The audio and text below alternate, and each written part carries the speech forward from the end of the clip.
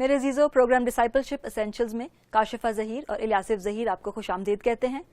ہم آج کے پروگرام میں بشارت یا منادی سے متعلق سیکھیں گے، اور بشارت سے متعلق ہم ایک چھوٹے سے کتابچے پر غور کریں گے جسے ہم 4 روحانی اصولوں کا کتابچہ کہتے ہیں، اور ہمارے آج کے پروگرام کا عنوان ہے 4 روحانی اصولوں کا تعارف۔ آئیے دیکھتے ہیں۔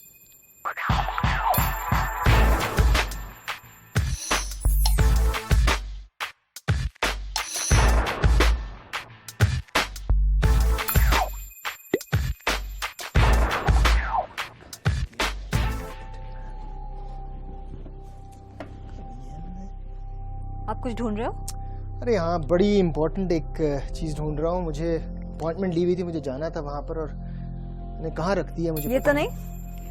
ارے یہی تو ڈھونڈ رہا ہوں میں، یہ آپ کے پاس تھا۔ پر الیاسف یہ ہے کیا؟ یہاں پر آ کے بیٹھے ہیں اور مجھے بتائیں یہ کیا ہے؟ یہ کاشفہ 4 روحانی اصولوں کا کتابچہ کہلاتا ہے، اور یہ کتابچہ بڑے ہی آسان طریقے سے، سادہ طریقے سے کسی کو بھی مسیح کی انجیل پر پہنچانے کے لیے استعمال کیا جا سکتا ہے، یا پیش کرنے کے لیے استعمال کیا جا سکتا ہے۔ اچھا۔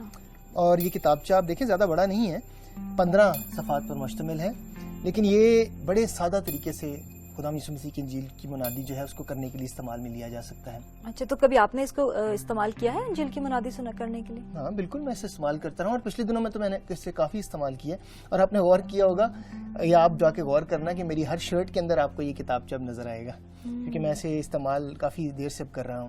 اور میں ہی نہیں بلکہ کئی مشنریز ہیں، کئی خداوند کے خادم ہیں، کئی لوگ ہیں جو اسے بڑے اچھے طریقے سے استعمال کر رہے ہیں، اور بڑے ہی مؤثر طور پر یہ انجیل کا پیغام سنانے کے لیے استعمال ہو رہا ہے۔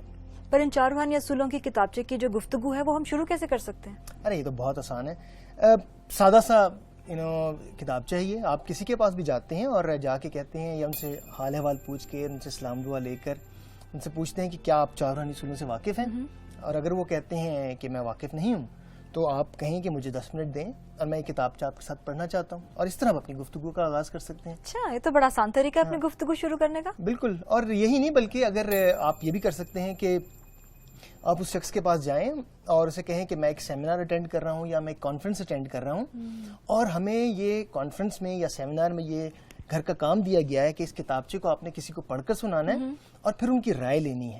اور جب آپ یہ کتابچہ ان کے پاس لے کے جاتے ہیں، انہیں کہیں کہ مہربانی کر کے آپ مجھے 10 منٹ دیں، میں آپ کے ساتھ یہ کتابچہ پڑھنا چاہتا ہوں، اور پھر آپ اس کے بارے میں مجھے اپنی رائے دیں۔ اور آپ جانتی ہیں کہ لوگ رائے دینا کتنا پسند کرتے ہیں، تو یہ اس طرح آپ اپنی گفتگو کا آغاز ان سے کر سکتے ہیں۔ تو کیا آپ مجھے اس کے پیش کرنا سکھا سکتے ہیں؟ کاشفہ، میرے خیال اتنا ٹائم تو نہیں ہوگا میرے پاس کہ میں اسے آپ کو پورا پیش کرنا سکھا دوں، لیکن چند چیزیں ہیں جن کو آپ کو ضرور اس کا دھیان رکھنا چاہیے اسے پیش کرنے سے پہلے۔ جب آپ سوچتی ہیں کسی اپنی سہیلی کو یہ پڑھ کے سنائیں، تو یہ چند باتیں ہیں جن کو آپ ضرور ذہن میں اپنے رکھیں۔ پہلی تو بات یہ ہے کہ جب آپ کتابچہ کسی کو پیش کریں یا اس کے ساتھ پڑھیں، تو کوشش کریں کہ ایک ہی کتابیں استعمال کریں، تاکہ اس کا دھیان جو ہے وہ آپ کے ساتھ رہے، اس کا دھیان جو ہے وہ ہٹے نہ، اور جو ہے وہ اس بہتر طور پر دھیان دے سکے۔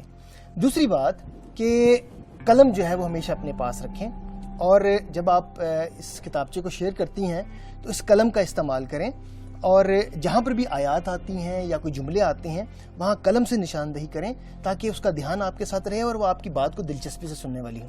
دوسری بات، کبھی بھی اس طرح کر کے استعمال نہ کریں، ہمیشہ کتابچے کو فولڈ کر کے استعمال کریں، تاکہ جس شخص کے ساتھ آپ کتابچے کو پیش کر رہی ہیں ایسا نہ ہو کہ اس کا دھیان دوسرے صفحے پر ہو اور آپ کچھ اور اس کے ساتھ بات کر رہی ہیں۔ لیکن اگر ہم اسے گروپ میں شیئر کر رہے ہیں یا گروپ میں اس کو پیش کر رہے ہیں، تو پھر کس طرح سے کریں گے؟ اگر گروپ میں پیش کر رہے ہیں تو پھر کوشش کریں کہ گروپ کے ہر فرد کے پاس یہ کتابچہ علیحدہ علیحدہ ہو، تاکہ ان کا دھیان جو ہے وہ آپ کے ساتھ رہے، وہ دھیان سے ہٹے نہ، آپ کی بات کو دلچسپی سے سنتے رہیں۔ یوں آپ کے لیے اس کو پیش کرنا جو ہے وہ بہت آسان ہوگا۔ صحیح، ٹھیک ہے نا۔ پھر ایک بات اور جو میں بتانا چاہ رہا ہوں وہ یہ ہے کہ اپنے معاون کو آپ جب آپ پیش کر رہی ہیں کتابچہ، کوشش کریں کہ انہیں کوئی آیات یا کوئی جملہ جو ہے وہ ضرور پڑھنے کے لیے کہیں۔ ایسا ہوتا ہے کہ اگر آپ صرف خود پڑھتی جا رہی ہیں اور وہ صرف سن رہا ہے، تو کئی دفعہ ان کا دھیان نہیں ہوتا، اور پھر جو ہے وہ آپ موضوع سے بھی ہٹ سکتے ہیں۔ اس لیے کوشش کریں کہ جب آپ اسے پڑھنے کے لیے کہیں گی تو وہ آپ کے ساتھ جو ہے وہ رہے گی اور آپ کی گفتگو کو غور سے سنے گی۔ ٹھیک ہے۔ پھر ایک اور بات جو میں بتانا چاہتا ہوں وہ یہ ہے کہ اگر آپ کا معاون اسے پیش کرتے ہوئے آپ سے بیچ میں کوئی سوال کرنا چاہے یا پوچھنا چاہے کسی بھی موضوع کے بارے میں، تو فوراً اسے جواب نہ دیں۔ اسے کہیں کہ میری بہن ہم کوشش کرتے ہیں کہ ہم اس کتابچے کو پورا مکمل کر لیں, پڑھ لیں. ہو سکتا ہے کسی کتابچے میں سے ہمیں اس کا جواب مل جائے, اور اگر ایسا نہیں ہوتا تو پھر جس وقت آپ کتابچہ مکمل کر لیتی ہیں اس وقت کوشش کریں کہ آپ انہیں ان کے سوال کا جو ہے جواب دے سکیں, تاکہ آپ کا وقت ضائع نہ ہو اور آپ کم وقت میں اس کلام کو جو ہے انہیں پیش کر سکیں. الیاسف, مجھے پتہ ہے آپ بہت جلدی میں ہیں, لیکن پلیز میں صرف چاہتی ہوں کہ 4 روحانی اصول جو ہیں وہ آپ ضرور مجھے بتا دو. ہاں, میں جلدی میں تو ہوں, لیکن چلے میں چاہتا ہوں کہ میں آپ کو 4 روحانی اصول بتا دوں. پہلا اصول جو ہے وہ کاشفہ ہمیں بتاتا ہے کہ خدا آپ سے محبت کرتا ہے اور اس نے آپ کی زندگی کے لیے ایک نہایت اعلیٰ تجویز تیار کی ہے. یہ خدا کی محبت کی بات کرتا ہے اور ساتھ ہی ساتھ خدا کی تجویز جو ہے ہماری زندگی کے لیے اس کی بات کرتا ہے. آپ کو پتہ ہے یوحنا کی انجیل اس کے 3 باب اور اس کی 16ویں آیت میں کیا ہے؟ خدا نے دنیا سے ایسی محبت رکھی کہ اس نے اپنا اکلوتا بیٹا بخش دیا تاکہ جو کہ اس پر ایمان لائے ہلاک نہ ہو بلکہ ہمیشہ کی زندگی پائے. اس آیت میں بھی آپ دیکھ رہے ہیں کہ خدا کی محبت ہمیں نظر آ رہی ہے, اور پھر خداوند کی تجویز, خداوند کا مقصد ہماری زندگی کے لیے کیا ہے, اور وہ یہ ہے کہ گمراہ روحیں جو ہیں وہ خداوند یسوع مسیح کے وسیلے سے اس کے پاس آ سکیں اور نجات حاصل کر سکیں.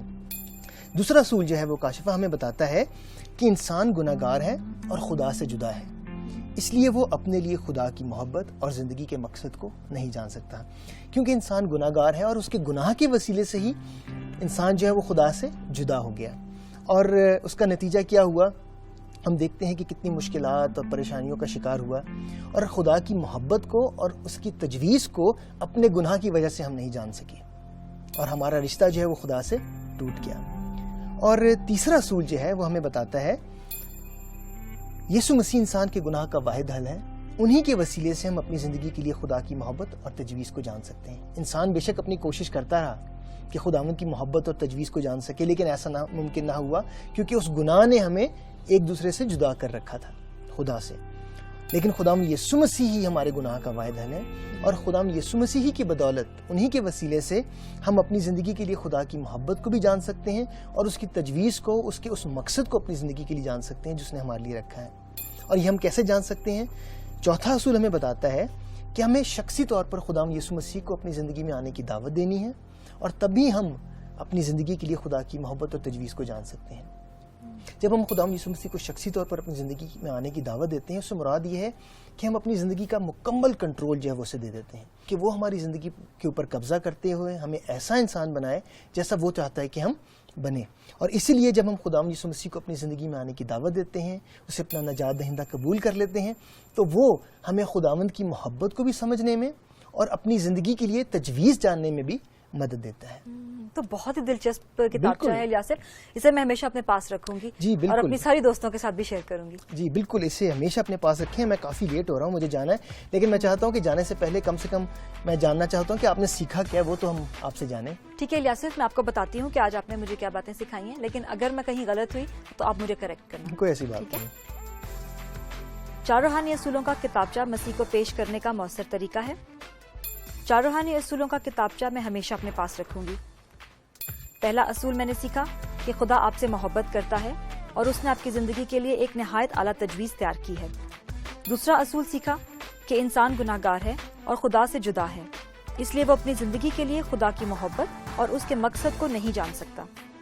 تیسرا اصول آپ نے مجھے سکھایا کہ یسوع مسیح ہمارے گناہ کا واحد حل ہے, انہی کے وسیلے سے ہم اپنی زندگی کے لیے خدا کی محبت اور اس کی تجویز کو جان سکتے ہیں. اور چوتھا اور آخری اصول یہ تھا کہ ہمیں شخصی طور پر خداوند یسوع مسیح کو اپنا نجات دہندہ قبول کرنا ہوگا, تبھی ہم اپنی زندگی کے لیے خدا کی محبت اور تجویز کو جان سکتے ہیں. بہت اچھا, آپ نے تو بہت اچھی طرح سے یاد کر لیا. میرے خیال میں کافی ٹائم ہو چکا ہے, مجھے جانا پڑے گا, اور وہ کانٹیکٹ میرا انتظار کر رہا ہوگا. اپنا خیال رکھنا, پھر ملتے ہیں. Okay, bye. Bye bye.